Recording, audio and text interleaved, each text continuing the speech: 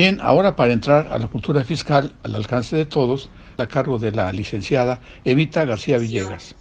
Hoy vamos a hablar acerca de la reforma y adición a la Ley Federal de Telecomunicaciones y Radiodifusión.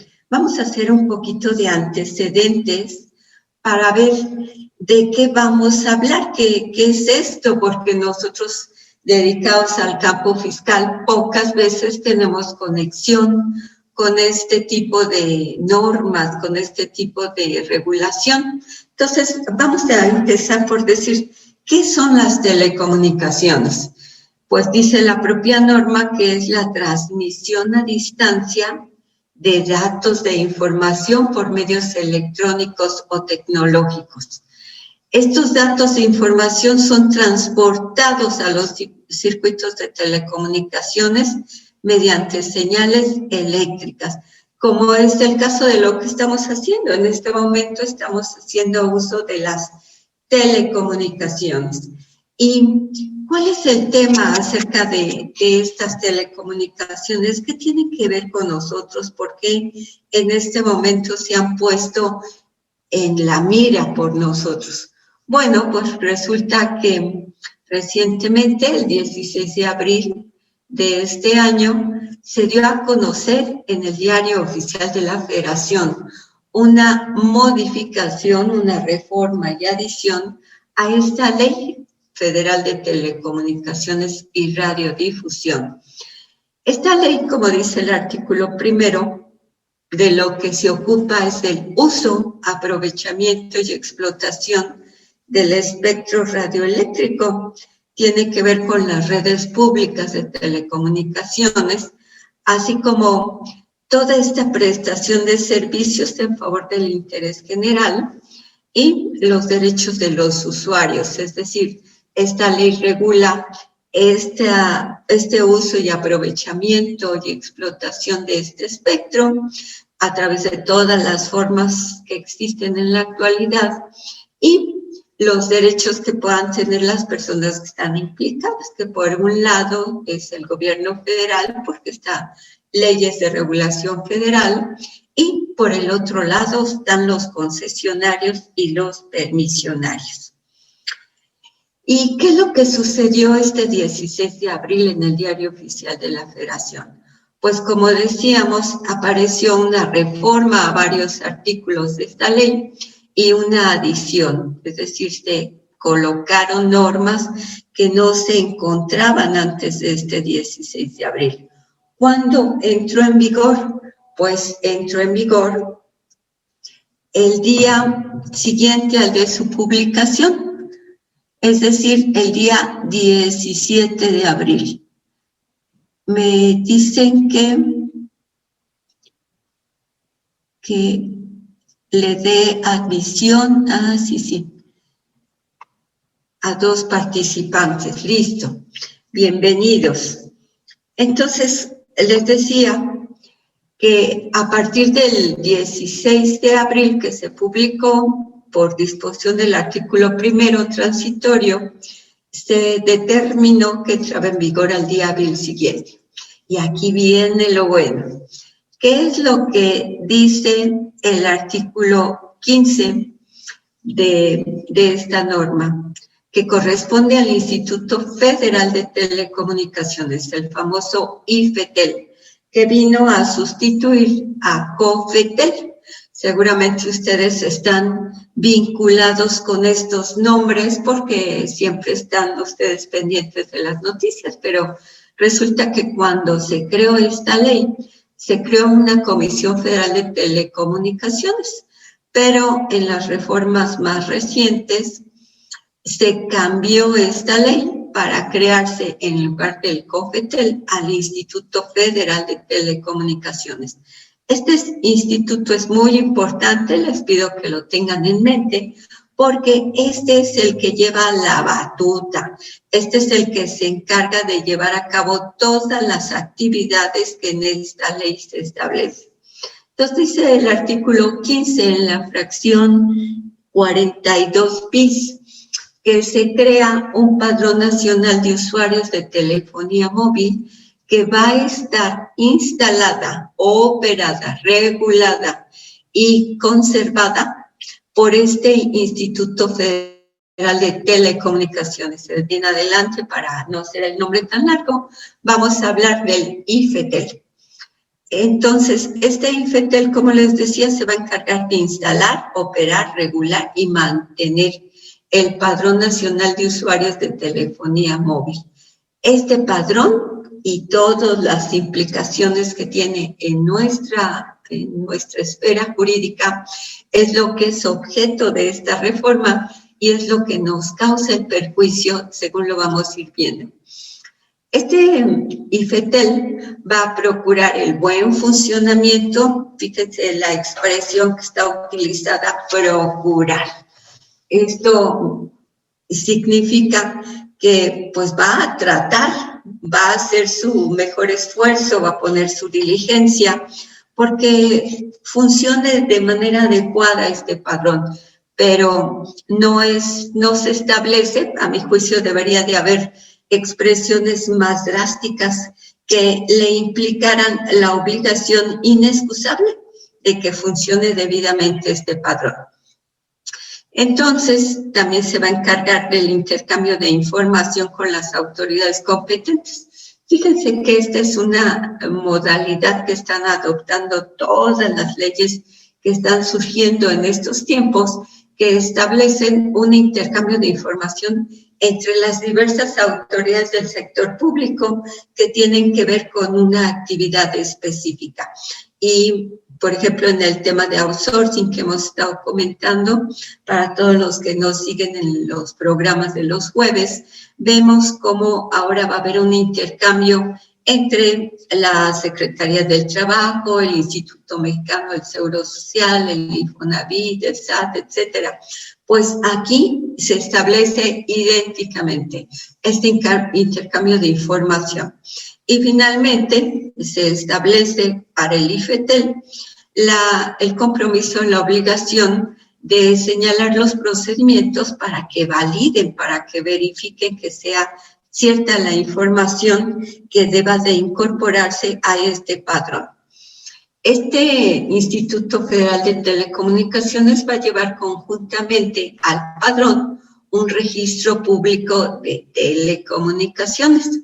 Este registro público de telecomunicaciones está integrado por 3 grandes rubros: el registro público de concesiones, el Sistema Nacional de Información de Infraestructura y el Padrón Nacional de Usuarios de Telefonía Móvil, que es el punto medular, insisto, de todo lo que vamos a ver. ¿Cómo va a funcionar este padrón? ¿O qué es? Bueno, dice el artículo 180 bis, en función del cual se crea, que es una base de datos.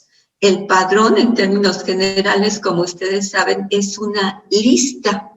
Pues este padrón nacional, pues es una lista a nivel nacional con información de todas las personas físicas o morales que seamos titulares de cada una de las líneas telefónicas móviles.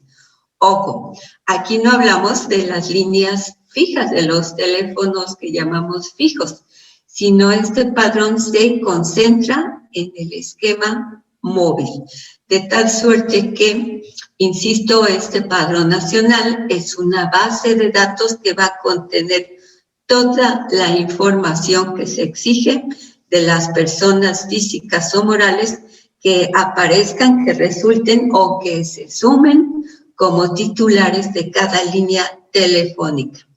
Este IFETEL se va a encargar de expedir las disposiciones administrativas para la debida operación de este PANAUT. El PANAUT no es más que las siglas de Padrón Nacional de Usuarios de Telefonía Móvil. ¿Y cuál es el objeto de este PANAUT? ¿Por qué se justifica ahora su introducción a nuestro mundo? Bueno, pues se dice que el propósito de este padrón, de este PANAUT, es colaborar con las autoridades competentes en materia de seguridad y justicia. Esto pues suena muy bonito así en el papel, así en la teoría, pero a mi juicio, más que llevar beneficio a la sociedad, pues nos pone en una situación verdaderamente de peligro, de riesgo, de incertidumbre. Este registro que se va a hacer es por cada línea telefónica y a partir de este registro, fíjense, vamos a empezar a ver el tema de en qué nos afecta. Se crea una presunción. Se presume que por estar en ese registro, se presume la existencia de la línea telefónica móvil. Segundo, su pertenencia a la persona que aparece como titular. Y tercero, la validez de los actos jurídicos que se describen, que se consignan en esos contratos de prestación de servicios que van a obrar en el padrón. Esta presunción merece o admite prueba en contrario según la propia norma, de tal suerte que es una presunción juris tantum. Aquí les recuerdo que hay dos tipos de presunciones según la doctrina jurídica, las que admiten la prueba en contrario, que valen mientras yo no demuestro lo contrario, y las presunciones de jure, que esas no admiten prueba en contrario. Aquí, afortunadamente, sí admiten una prueba en contrario. Este padrón contendrá sobre cada línea la siguiente información. Ojo, amigos, esta es la parte medular de todo esto. Primero, el número de la línea telefónica móvil. Perfecto. La fecha y hora de la activación de esa línea adquirida mediante la tarjeta SIM. Tercero, el nombre completo, si es persona física, o la denominación o razón social, si se trata de una persona moral. La nacionalidad, y como ustedes saben, tanto las personas físicas como las personas morales tenemos una nacionalidad, que es, en el caso de las personas físicas, donde nacemos, o bien cuando hacemos todo un proceso para nacionalizarnos. Y en el caso de las personas morales, la nacionalidad se determina de conformidad con las leyes a cuyo amparo se integra esa persona moral. Es decir, si yo me integro una sociedad al amparo de las leyes mexicanas y establezco el domicilio en territorio mexicano, esa persona moral es mexicana porque está constituida al amparo de las leyes mexicanas. Luego, debemos de proporcionar el número de identificación oficial con fotografía, es decir, el INE, el pasaporte, la cartilla, la cédula profesional o la clave única de registro de población, es decir, la famosa CURP, que correspondan al titular de la línea. Y ustedes me dirán, en el caso de las personas morales, ¿cómo va a ser esto?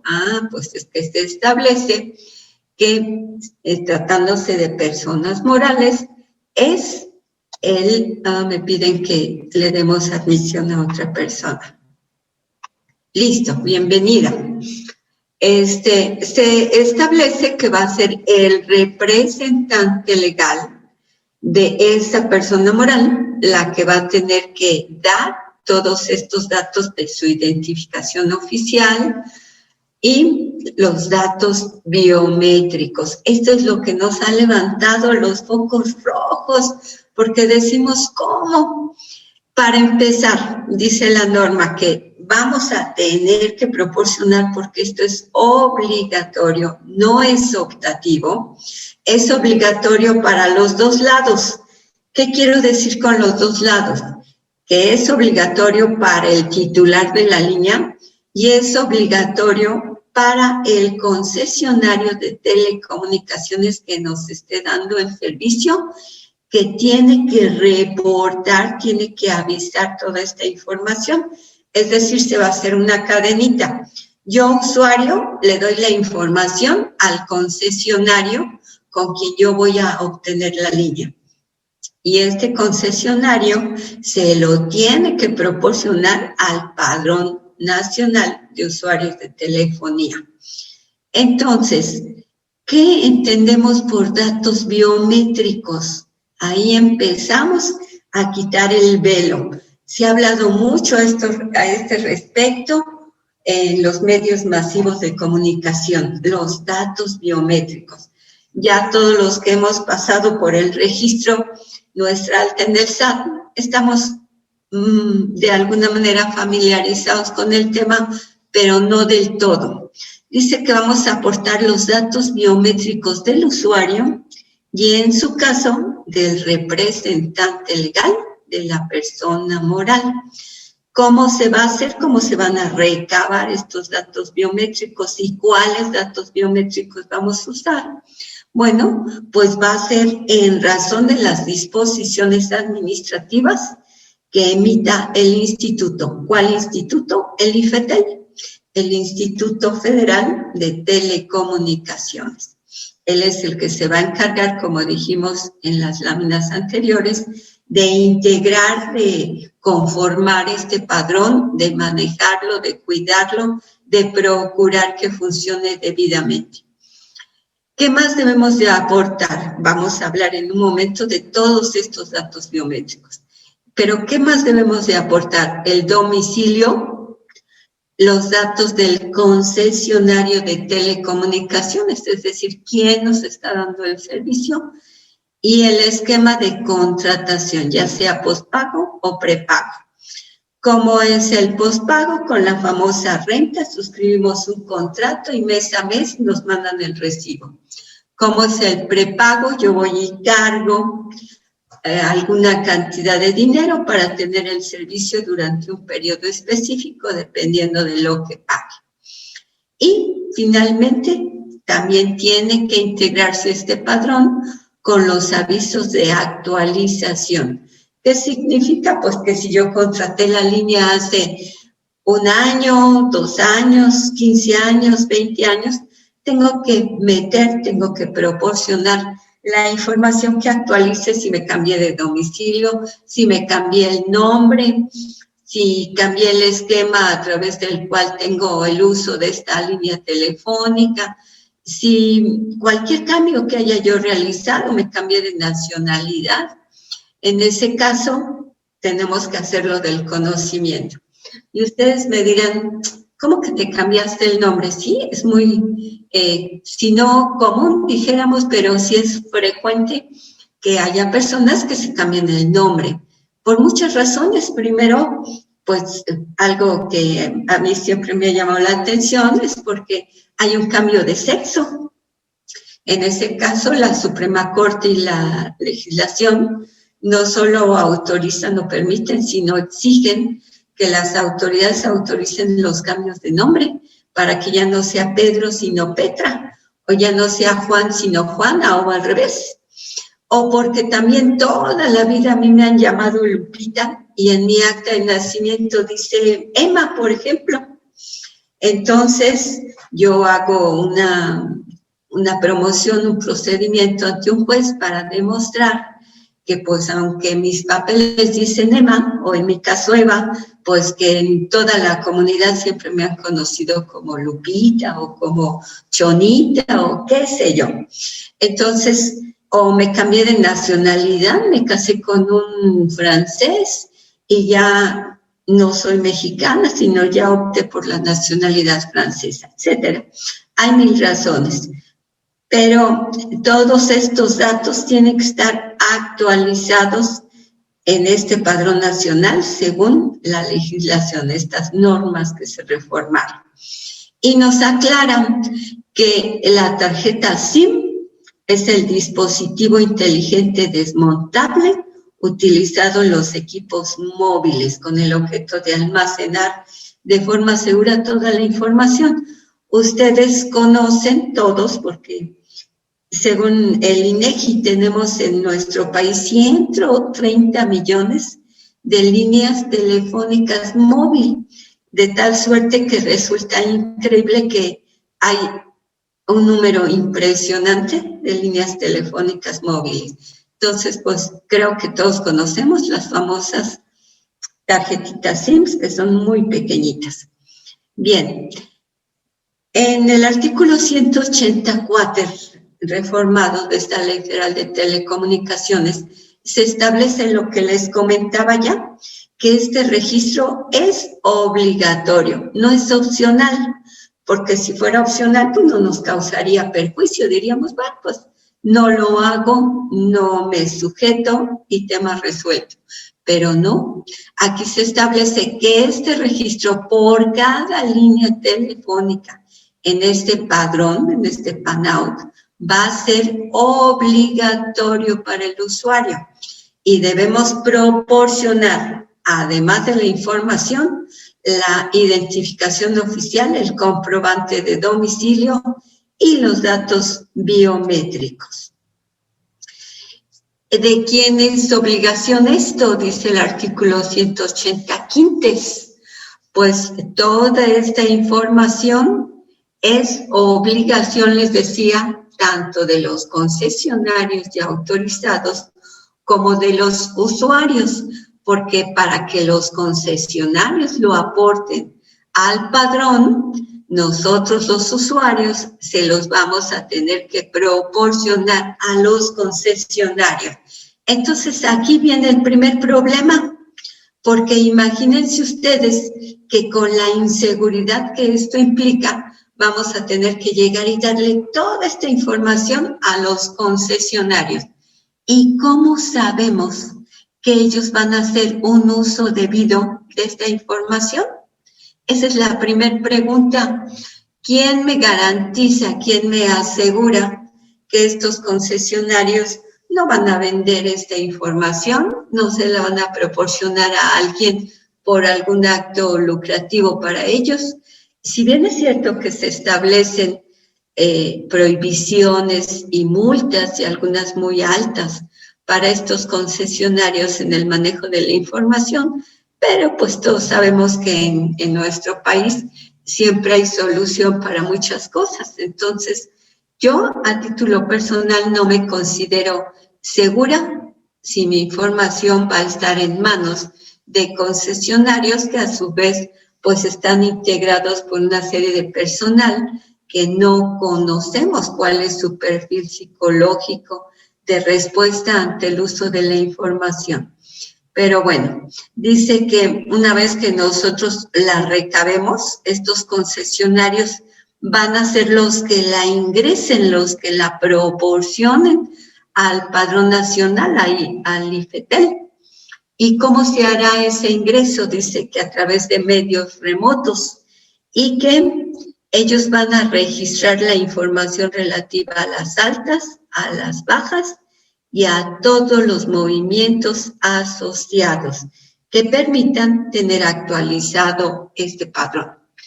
Ahora vamos a conocer, vamos a comentar cómo es un dato biométrico, cómo se integra, de dónde sale, por qué se usa.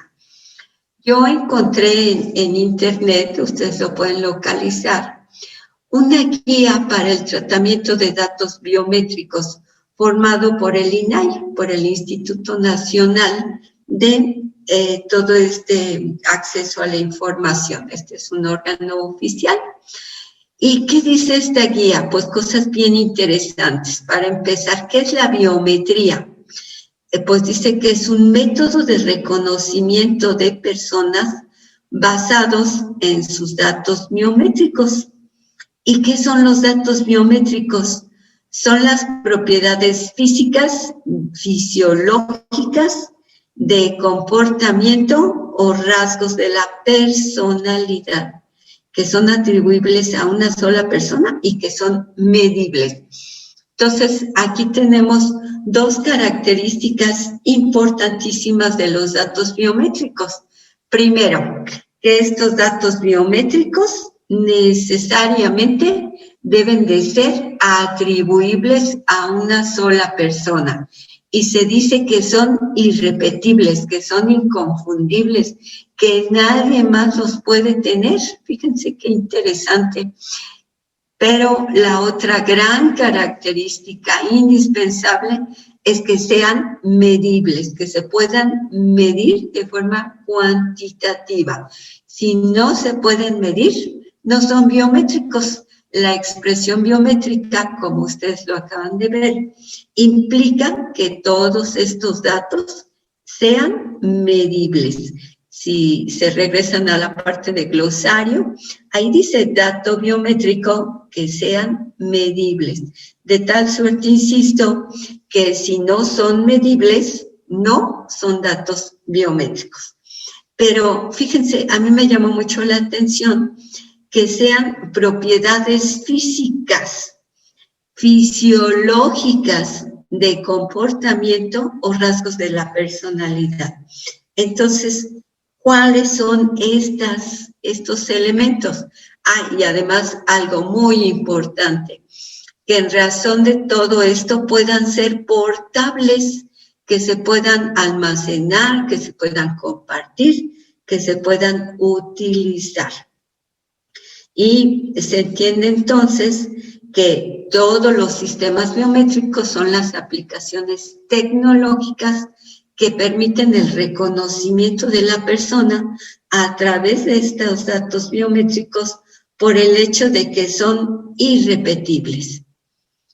Entonces, ¿cuáles son estos datos? Pues tenemos, por ejemplo, el iris, tenemos la retina. Esto ya lo conocemos, insisto, por el tema de cuando vamos al SAT a darnos de alta y que nos exigen tomarnos el iris. Pero no solo es eso, es el reconocimiento facial, es la huella digital, es la geometría de la mano, de los dedos, la estructura de las venas. Imagínense, amigos, que la estructura de las venas de la mano, la forma de las orejas, la piel o estructura de la superficie dérmica, el ADN, la composición química del olor corporal.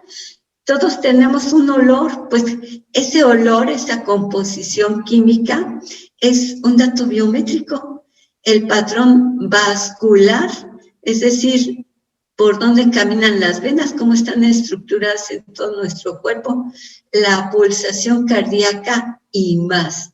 A mí me dejó, pero así perpleja, absorta, todo este conocimiento.